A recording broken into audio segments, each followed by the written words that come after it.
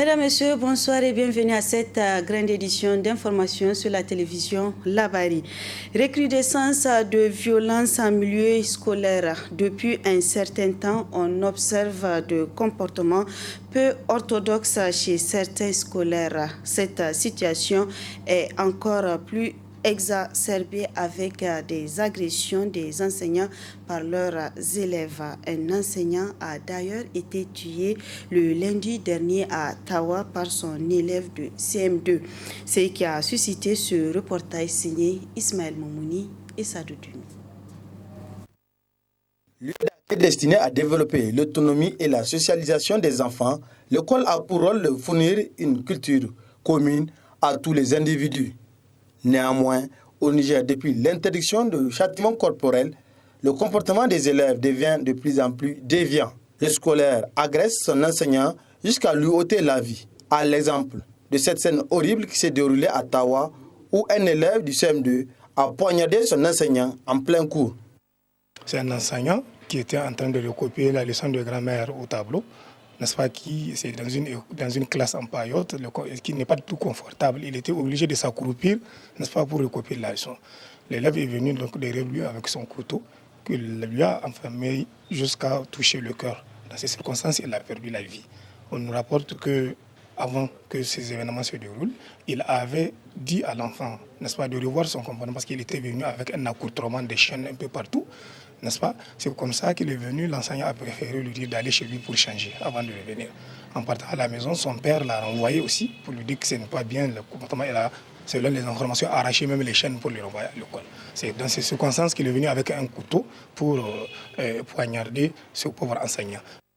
Le syndicat national des enseignants contractuels et fonctionnaires de l'éducation de base, SINASEB, fustige également la situation dans laquelle végètent les enseignants. Avant-hier seulement, on parlait des camarades qui ont été interceptés et égorgés par des terroristes pendant qu'ils se rendaient sur leur lieu de travail. Aujourd'hui, les parents d'élèves les agressaient à l'école.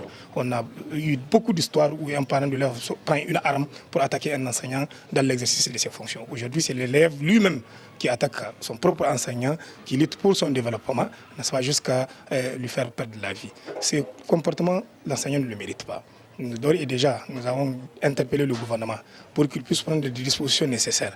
Nous sommes d'accord quand, dans des différentes approches pédagogiques, aujourd'hui, on a pensé à interdire le châtiment corporel. Mais cela, effectivement, a dépouillé l'enseignant de son pouvoir. Parce qu'à notre époque, rien que le parfum de l'enseignant, quand tu le sens dans une ruelle ou dans une localité, tu ne passes pas. Parce que tu as peur même de le croiser dans un endroit qui n'est pas l'école. Aujourd'hui, l'enseignant a perdu son autorité, il a perdu toute sa valeur aux yeux de la société. Alors le gouvernement est obligé de revoir sa copie, de penser en tout cas à des démarches qui vont faire en sorte que l'élève puisse se sentir responsable, que les parents de l'élève puissent respecter l'enseignant et pour que l'enseignant puisse retrouver sa lettre de noblesse.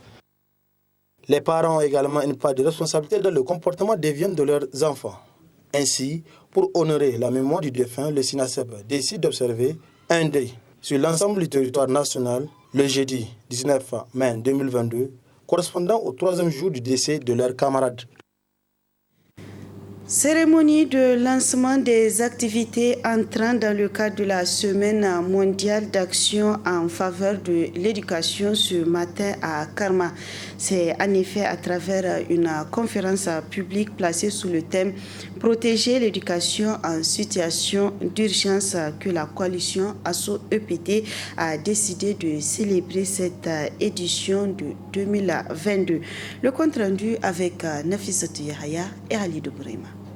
Protéger l'éducation en situation d'urgence, c'est sur ce thème que la coalition ASSO-EPT a décidé de lancer les activités entrant dans le cadre de la Semaine mondiale d'action en faveur de l'éducation dans la commune rurale de Karma.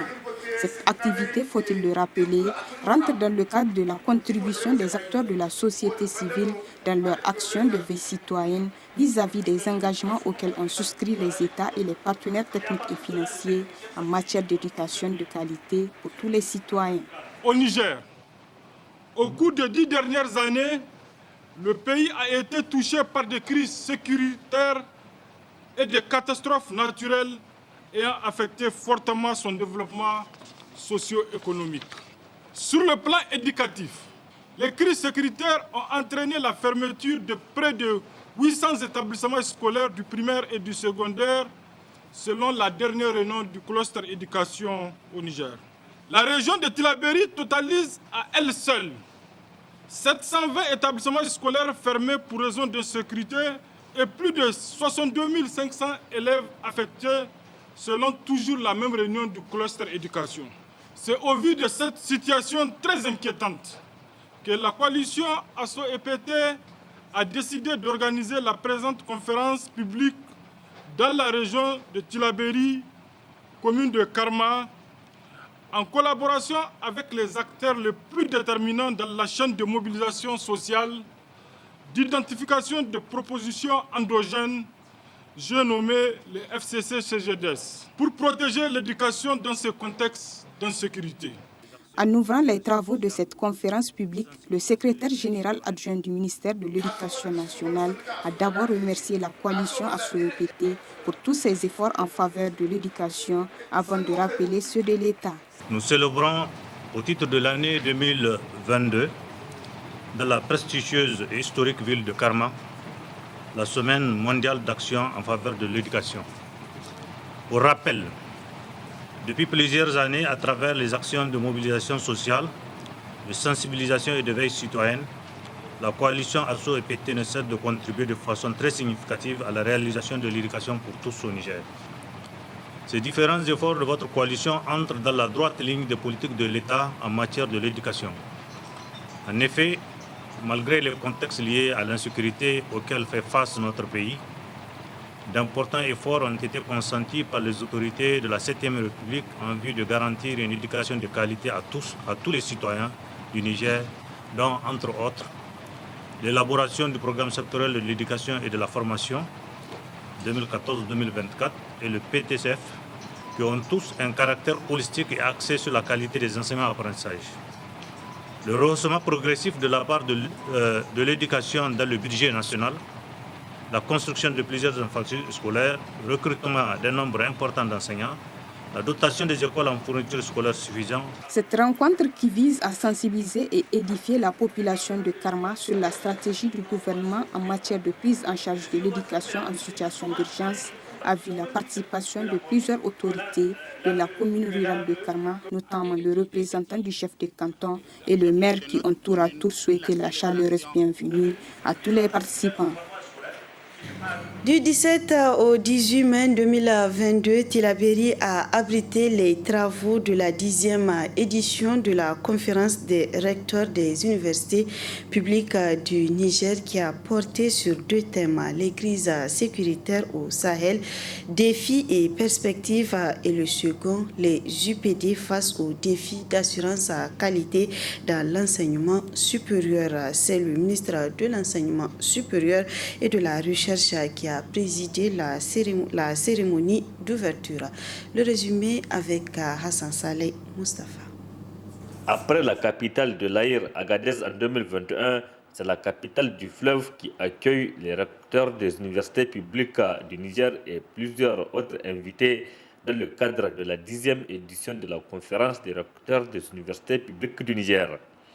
Occasion pour les autorités régionales de Tillabéri de saluer la tenue de ces assises dans leur localité malgré la situation sécuritaire qui prévaut. Quant au recteur de l'université de Tillabéri, tout en saluant la présence massive des invités, a saisi l'opportunité pour présenter l'université Boubacar Ba de Tillabéri. À l'université de Tillabéri, donne l'opportunité de réunir les sommités de l'intelligence du Niger et du Nigeria. Monsieur le ministre, chers invités, permettez-moi de vous présenter brièvement notre université. L'université Boubacar Ba de Tillabéri est un établissement public à caractère scientifique, culturel et technique. Il est constitué de 2 établissements ou unités de formation et de recherche. La faculté des sciences agronomiques et l'Institut universitaire de technologie. La faculté des sciences agronomiques compte 20 enseignants-chercheurs, dont 2 maîtres de conférence, 13 maîtres assistants, 5 assistants. Elle forme les étudiants en licence, en master et en doctorat dans les domaines des sciences agronomiques, autour des filières de technologie agroalimentaire, nutrition et production agricole. Pour sa part, le président de la conférence des recteurs par intérim, il a surtout parlé des acquis enregistrés de 2021 à 2022 avec l'arrivée de nouvelles autorités nigériennes.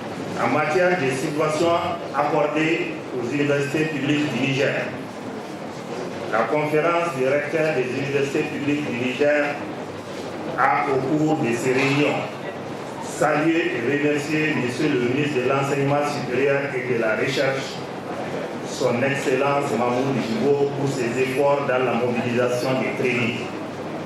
En effet, contrairement à l'année 2020, où des crédits d'1 392 139 952 francs sont restés bloqués par le ministère des Finances, les universités publiques du Niger ont bénéficié de l'intégralité de leurs crédits alloués en 2021. Au titre du budget 2022, toutes les universités publiques du Niger ont enregistré une hausse substantielle de leurs subventions. En ouvrant les travaux, le ministre de l'Enseignement supérieur et de la Recherche s'est réjoui de la pertinence des thématiques qui seront présentées aux participants qui ne doutent pas de leur qualité. Le ministre Mamoudou Djibo PhD a surtout exhorté les recteurs des universités publiques du Niger de miser sur la coopération sud-sud pour améliorer la qualité de la formation dans les universités publiques du Niger. Et confronter nos expériences à celles d'autres contextes, la présence parmi nous de nos collègues du Nigeria nous offre déjà une bonne opportunité pour jeter les bases de cette nécessaire coopération. Une mobilité réfléchie de nos enseignants et de nos apprenants doit être encouragée. De même que nous devons chercher à établir avec d'autres des formations adaptées en co-tutelle et des programmes conjoints de recherche. De telles pistes de coopération et de mutualisation des intelligences et des moyens peuvent nous aider à réaliser des publications bilingues conjointes, nettement plus performantes que ce que nous faisons aujourd'hui. Cette conférence des recteurs est également une occasion pour les partenaires sociaux du ministère de l'Enseignement supérieur, à savoir le personnel administratif et technique PAT, l'Union des étudiants de l'Université de Tillabéri, les enseignants technologues et les enseignants chercheurs, de prendre la parole pour, d'une part, présenter quelques doléances au ministère de l'Enseignement supérieur et de la Recherche, et d'autre part, pour reconnaître tout ce que le ministre est en train de faire pour améliorer les conditions de vie et de travail. Ce jour 18 mai est célébré de par le monde la Journée internationale des musées, une 45e édition qui est placée sous le thème Pouvoir des musées, pour laquelle le Musée national Boubou Hama n'est pas resté en marge. Les échos avec Adam Soumana et Ibrahim Abdou. L'harmonisation des aspirations créatives et des efforts des musées afin d'attirer l'attention de l'opinion mondiale sur leurs activités, tel est l'objectif assigné à la Journée internationale des musées. Une journée dont la présente constitue la 45e édition avec pour thème Pouvoir des musées. Alors, Pouvoir des musées, ici, nous avons ciblé le pavillon de costume. Parce que le pavillon de costume a été inauguré par le premier président de la République, paix à son âme, le président Djoria Mahaly. Et ça symbolise le pouvoir, puisque le boubou qu'il a porté est actuellement exposé dans notre pavillon de costume, qui lui a été offert par le soldat de Sokoto. Bon, par ailleurs, toutes les collections dont on dispose, qui renferment des collections de l'uranium, du pétrole et l'artisanat aussi, création d'emplois et les centres éducatifs. Et surtout, le pétrole et l'uranium, ça c'est une sorte de pouvoir. Parce que maintenant, les pays qui dirigent le monde, c'est avec le nucléaire. Et le nucléaire, on ne peut pas le faire sans l'uranium. Et nous avons ici le pavillon de l'uranium et le pavillon du pétrole, c'est qui symbolise la force, si vous voulez, des musées. Le deuxième pouvoir, il est économique, social et culturel. En marge de cette cérémonie, le premier responsable du musée national Boubou Hamma nous donne le menu de cette commémoration tout en situant son importance. Depuis 1977, l'ICOM, qui est le Conseil international des musées, a institué cette journée qui, dans un premier temps, a fait été une tribune entre les professionnels du musée. Entre les professionnels du musée pour leur permettre d'échanger autour des thématiques pour que la fonction du musée cesse d'être une expression contemplative, que le musée serve aussi d'institution de recherche. Voilà en fait des choses qui sont dites pourquoi cette journée a été instituée pour nous. Et vous l'avez constaté ce matin, on est à notre 45e édition. Voilà que la journée est instituée. Et elle est partagée, si tu veux, elle est mise en relais entre la communauté d'environ 45 000 adhérents au sein de l'ICOM, présents dans 138 pays. Vous voyez, c'est vraiment une tribune qui est importante et qui doit mobiliser, si vous voulez, la contribution des uns et des autres. Gageons que cette commémoration permette aux concitoyens de mieux cerner le rôle et la place dévolue au musée dans la vie d'une nation. L'ONG RAI a organisé ce matin à Radisson Blu une table ronde à l'arrondissement communal Niamey 5 sur le financement de la stratégie communale de sécurité communautaire. Cette initiative s'inscrit dans le cadre de la stratégie communale de sécurité. Hamza Sakou et Aboubakar Souley pour le compte-rendu.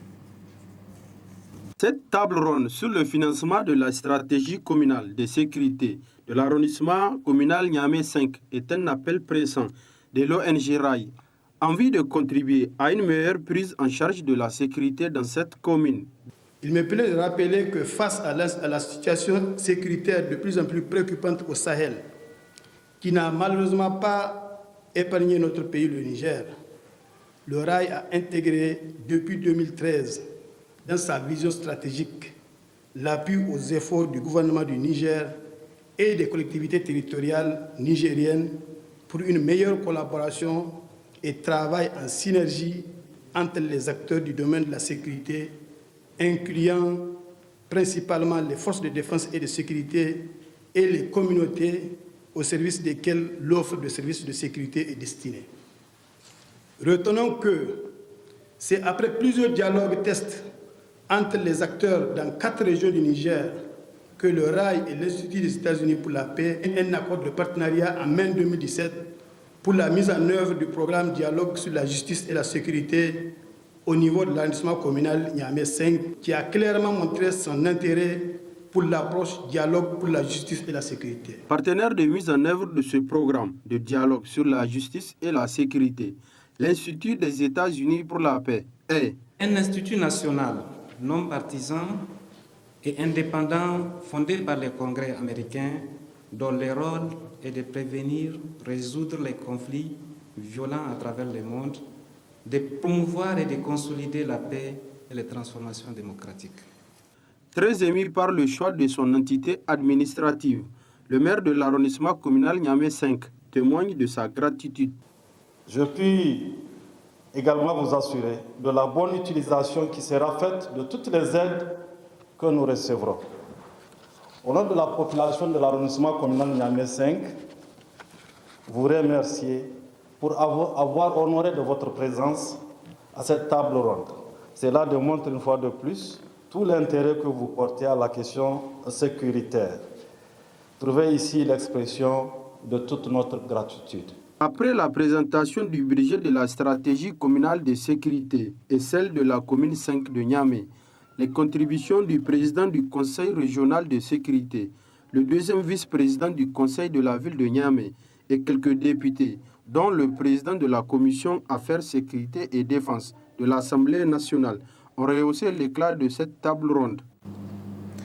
Autre aspect dans cette édition, dans près d'un mois, les candidats du Hajj édition 2022 vont se retrouver en terre sainte d'Arabie Saoudite pour les rites de ce pilier de l'islam. Les agences sont à pied d'œuvre pour permettre à leurs clients d'effectuer ce Hajj dans de bonnes conditions. À l'image de Hambali Voyage où à cette date, tout est fin prêt pour les préparatifs. N'est-ce pas, Sadou Dumi et Adam Soumana? Après une privation de 2 années pour les rites du Hajj décidés par les autorités saoudiennes pour cause de pandémie de la Covid-19, les élus de Dieu pour cet important pilier de l'islam vont devoir accomplir ces rites en Terre Sainte pour l'édition 2022. Ainsi, à l'agence Ambali Voyage, un des plus grands pourvoyeurs de pèlerins nigériens, l'on n'a pas lésiné sur les moyens de l'annonce de cette bonne nouvelle pour une bonne organisation de la présente édition. À l'heure actuelle, nous pouvons vous dire que nous sommes fin prêts. Nos pèlerins, la plupart de nos pèlerins en tout cas, ont versé la totalité de ce que nous leur avons demandé comme versement provisoire et nous continuons à enregistrer de nouvelles inscriptions. Et les kits de voyage sont prêts. Au niveau de l'Arabie Saoudite, avec nos contacts, nous avons aussi mis en place tout le dispositif nécessaire pour faciliter le pèlerinage à nos futurs pèlerins. Ce que nous disons à ceux qui ne se sont pas encore décidés, c'est que nous continuons les inscriptions. Donc, nos registres sont encore ouverts, les inscriptions continuent. Et je profite aussi pour dire que nous avons déjà, dans le cadre toujours des préparatifs, nous avons commencé les formations.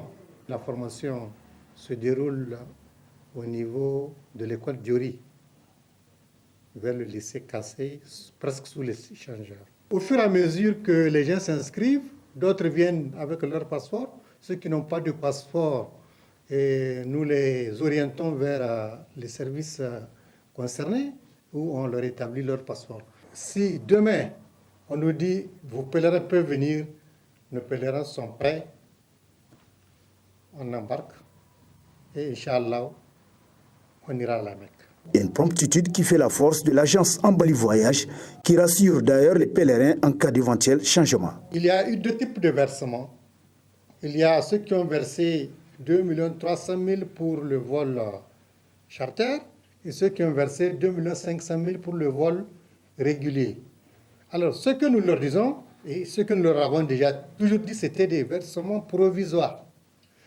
Nous leur disons que ce n'est pas nous qui fixons les tarifs de pèlerinage. Donc, ils s'attendent à ce que quand l'État va décider, ils s'attendent à des réajustements. Je leur ai dit, si les tarifs sont en deçà de ce que vous avez versé, nous allons vous reverser les compléments. Si les tarifs qui seront fixés sont supérieurs à ce que vous allez verser, vous allez compléter la différence. L'agence Ambali Voyage, comme à ses habitudes, profite pour lancer un vibrant appel aux candidats inscrits sous sa bannière en ces termes. À chaque fois, nous disons à nos pèlerins, priez pour le Niger. Priez pour que le Niger soit en paix. Priez pour que vraiment nous puissions vivre dans une grande harmonie. Par rapport à ça, même cette année, avant de partir, nous allons exhorter nos pèlerins pour leur demander de prier pour eux-mêmes, de prier pour le pays, surtout pour le pays. Priez pour le pays, priez pour vos autorités, pour que vos autorités aient la force et le courage de bien gérer le pays. Le sérieux dans l'organisation, l'acheminement et la prise en charge dans de bonnes conditions de ces pèlerins font que de nos jours, Ambali Voyage inspire confiance chez les candidats nigériens au Hajj. Aussi, Ambali Voyage informe les candidats âgés de 65 ans à plus que l'interdiction qui les frappe pour cette édition est une émanation des autorités saoudiennes, avec lesquelles les pourparlers sont en cours pour pouvoir lever cette interdiction. Ali Bako écrit, interprète et compose des chansons à Difa, un métier qui lui permet de gagner sa vie en s'exprimant sur diverses thématiques, mais qui fait face à certaines formes de réticence sur place. Des détails dans cet élément du studio Kalangu. mu mawaka ne muna da harshen mu da mun yi batu ake fahimtar mu cikin salo muke dukan bayanin mu. To gaskiya dalilin da yasa na zaɓi wannan birni na Difa, asali ni kusan zan ce dan Difa ne ni, kuma akwai mawaka da dama wanda suke garin Difa, wadda nan cikin garin Difa kusan ni kadai nake da wannan kayan aikin, wadda kuma ni na kawo su ne sha'awar cewa babu sunan Difa, kuma akwai wanda suke bukatar su yi wannan aikin wanda dole sai sun tafi sun tafi Najeriya, wasu sun je waje mai nisa kafin su samu su yi aikin. Kusan zan iya cewa koyarsa na yi a Najeriya na koye shi. diba da kuwa lokacin da naga ina so na yi sai naga ina ne ya kamata in bi, wani hanya ne ya kamata na bi, naga na cimma wannan burin nawa. Haka na tashi na tafi can a Najeriya, na je na koya ma cikin yadda Allah sa har na iya na zo nake a nan cikin garin Difa. Dalilin wannan tashin hankalin ya sa yawanci in dai har zami wani aiki ma da ya shafi nasiha da ana yin ta ne akan ilimi kaza, amma yanzu mu in ka ji mun fi karkata wajen zaman lafiya. Tunda ko waƙar da dazu na faɗa a baya cewa na haɗo matasa mun yi ta kusan waƙa ce akan zaman lafiya. Ina ganin ci gaba sosai, ina ganin ci gaba duba da idan muke abubuwan namu kullum ana ƙara samun ci gaba. Ina samun sabbin mutane, in na je waje za ga an sani wasu da dama wadda ban san su ba, hakan yana min daɗi kuma yana nuna cewa abubuwan da nake suna samun karɓuwa wajen al'umma. Matsalan ma da yanzu dai tafi girma dai a wajena yanzu shine wajen zama, kamar wajen da za a ce ka samu ka ajiye kayan aikinka a garin nan, to sai kaga a baka yadda za a zauna, wasu gani suke kamar ai harkar da kake ba ma sana'a bace, ba aikin da ya dace a baka waje ka zauna bane. To hakan yana ba da matsala sosai wajen samun yadda za ma ka zauna. Wannan dai matsala ce babba. Ina da sako sosai musamman ma matasan mu na garin Difa wajen duba da su kama sana'a ba a raina sana'a, to insha Allah a rayuwarka za ka ga ci gaba.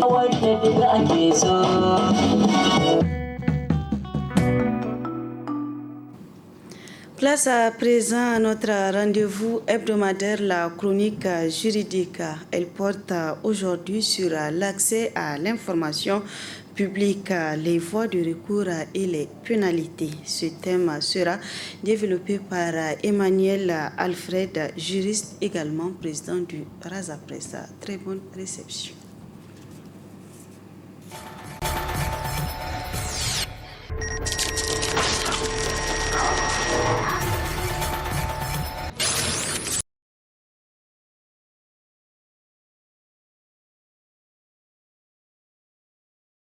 Nous allons parler cette fois-ci, toujours dans le cadre de l'accès à l'information publique et aux documents administratifs, conformément à l'ordonnance de 2011 dont nous avons parlé dans le numéro précédent. Nous allons parler cette fois-ci des voies de recours et des pénalités.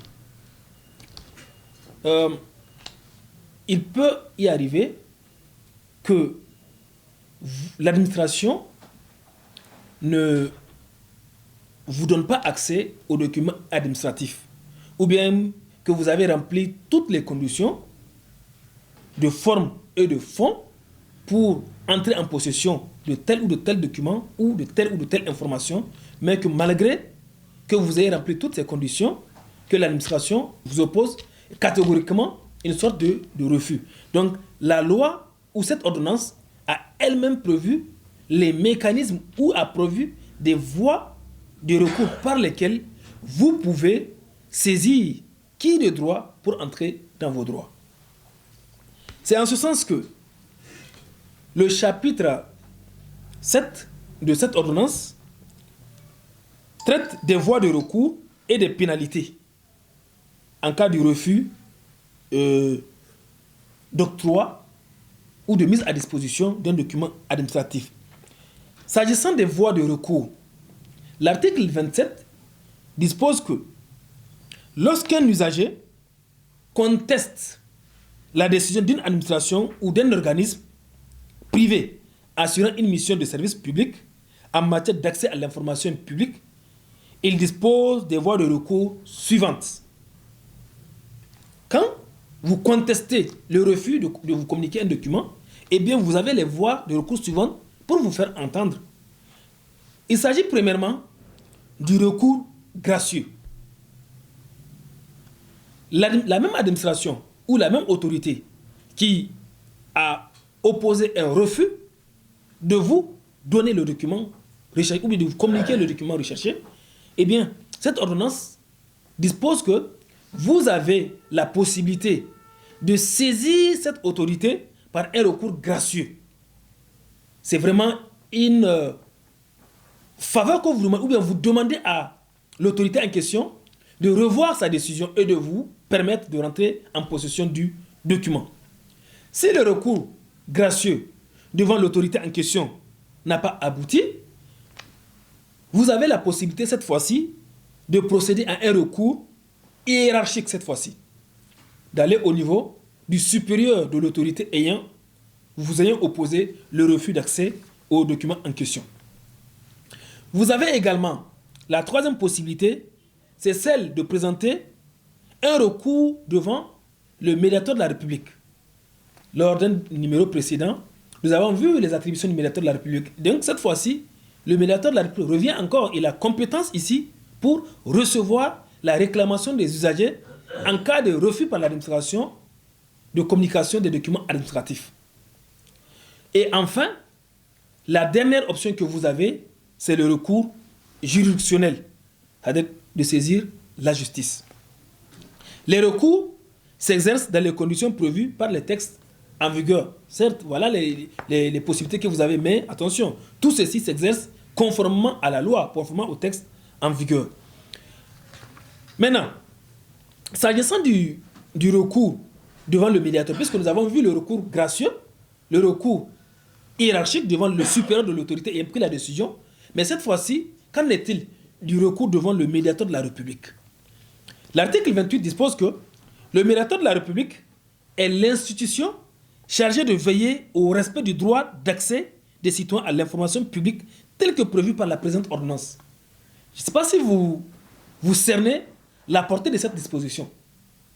Cet article donne tous les pouvoirs au médiateur de la République pour recevoir les réclamations. Je vous redonne la lecture. Le médiateur de la République est l'institution chargée de veiller au respect du droit d'accès des citoyens à l'information publique, tel que prévu par la présente ordonnance. Donc, si vous avez une quelconque réclamation relativement à un refus de communication de documents administratifs, la loi prévoit ou donne compétence au médiateur de la République pour connaître de la question. En cas de saisine par un citoyen qui rencontre des difficultés pour obtenir la communication d'une information publique, le médiateur émet un avis dans un délai ne pouvant excéder 10 jours. C'est-à-dire quand un citoyen n'a pas eu gain de cause devant une administration et qu'il saisit le médiateur. Donc là, le médiateur a un délai de 10 jours pour lui répondre, pour compter donc de l'enregistrement de la demande au secrétariat du médiateur. Le médiateur notifie son avis à l'intéressé et à l'autorité mise en cause. Maintenant, l'autorité qui a été mise en cause, par exemple, si un ministère ou bien si une administration quelconque n'a pas satisfait à la demande d'un citoyen et que ce citoyen a fait une saisine devant le médiateur et que le médiateur a rendu, ou bien le médiateur a notifié son avis à l'intéressé dans le délai de 10 jours. Donc là, l'autorité mise en cause par le médiateur a également un délai de 10 jours suivant la réception de l'avis du médiateur pour donner suite à la demande. Je ne sais pas si vous suivez. Donc, si le médiateur ayant reçu la saisine a donné son avis à l'intéressé et à l'autorité mise en cause, cette autorité également a un délai de 10 jours pour donner une réponse à l'avis du médiateur de la République. Disons, passé ce délai de 10 jours, le silence gardé par l'autorité mise en cause vaut confirmation de la décision. Si malgré la saisine du médiateur, dans le délai de 10 jours, et que malgré que le médiateur ayant saisi l'autorité en cause, l'autorité garde toujours silence dans un délai de 10 jours, eh bien ce silence vaut refus de communiquer le document administratif et l'information publique recherchée. Maintenant, le médiateur, dans ce cas, est tenu de faire ressortir dans un rapport public annuel adressé au président de la République les difficultés rencontrées par les citoyens dans l'exercice du droit d'accès à l'information publique. C'est ce que dispose la loi, notamment l'article 30 de l'ordonnance.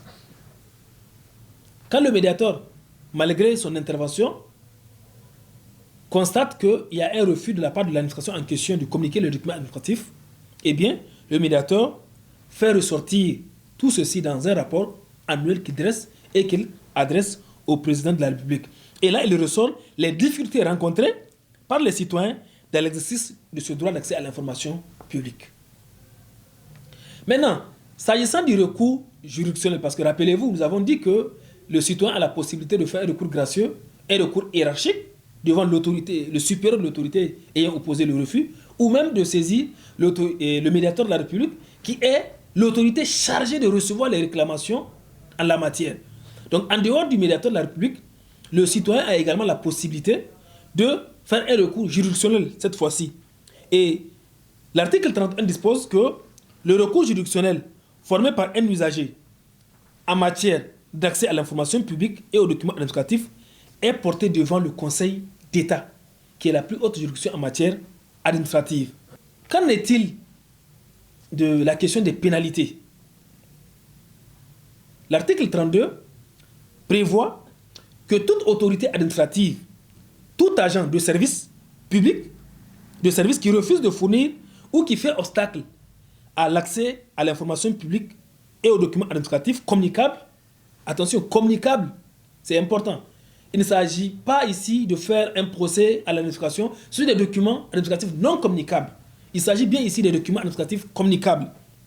Toute autorité administrative, tout agent de service qui refuse de fournir ou qui fait obstacle à l'accès à l'information publique ou aux documents administratifs communicables qu'il détient ou dont il a connaissance à l'occasion du service, encourt les sanctions prévues par le législateur ou la réglementation en vigueur. Et là, l'administration est tenue de répéter ou de réparer, disons, le préjudice qui en est résulté. Quand l'administration refuse de communiquer et que le refus de communication de ce document ou de cette information cause un préjudice à l'usager, eh bien, l'article suivant dispose que l'administration est tenue de réparer ce préjudice. Et enfin, toute autorité ou tout agent de service coupable de diffusion ou de l'une des informations ou documents non communicables ou d'un document administratif non communicable est passible de sanctions par les textes en vigueur. Et nonobstant toutes les dispositions légales contraires, les personnes qui ont diffusé ou signalé des agissements constitutifs d'une infraction, un manquement à une obligation légale, une erreur judiciaire ou des actes graves d'incurie dans la gestion d'une administration publique doivent être protégés et être à l'abri de toute sanction judiciaire, administrative ou professionnelle. Ça, c'est la loi qui le dit. Donc, si l'usager ou l'autorité administrative en question refuse de communiquer un document administratif, elle peut faire l'objet d'une sanction conformément au texte en vigueur. Et également, tout usager de service public qui est coupable d'une diffusion d'une information publique ou d'un document administratif non communicable est passible également de sanctions prévues par les textes. Donc, si c'est un document non communicable et qu'un usager le communique, eh bien, il peut se retrouver sous la coupe des sanctions prévues par les textes. Et il en est également de même pour l'autorité administrative ayant fait communication de documents administratifs qui n'est pas communicable. Donc voilà un peu ce que je peux vous dire sur les voies de recours et les pénalités. Là, nous avons vu les voies qui ont été ouvertes aux usagers afin de saisir l'administration ou les juridictions. Nous avons vu le recours gracieux, le recours hiérarchique, la saisine du médiateur qui est l'institution qui est chargée de veiller au respect du droit d'accès à l'information publique, et enfin le recours juridictionnel. Nous avons également vu la pénalité qui est en cas de communication des documents administratifs non communicables et en cas également du refus de communiquer les documents administratifs qui doivent normalement être communiqués à l'administration et aux usagers. Pardon.